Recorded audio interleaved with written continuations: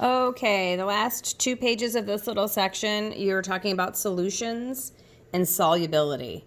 Solutions, it's like a mixture, only they're dissolving. One of your substances is dissolving into the other, so that's a solution. And you'll read about it. It's kind of interesting. And then solubility is the ability of one substance to dissolve in another is called solubility. Solubility is a measure of the amount of a substance that will dissolve in another substance. The solubility of a material can be high or low. The solubility of sand in water is very low, which we know if we mix sand and water, the sand just floats to the bottom, basically. It doesn't really dissolve very well, but sugar or salt does.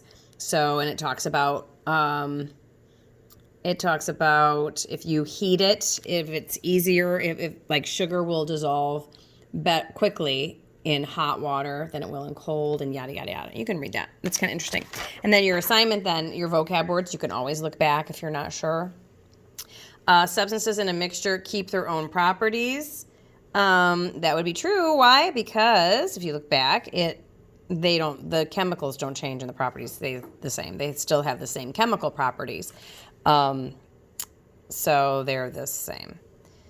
And then smaller pieces of a solute will not dissolve as quickly as larger pieces. Well, you'll see that proof of that false statement right over here.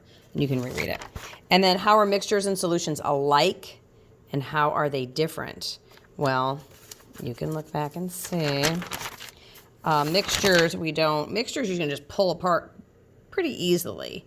Okay, see the mixtures of those. Whereas solutions, you have dissolving going on, which is a little harder to separate.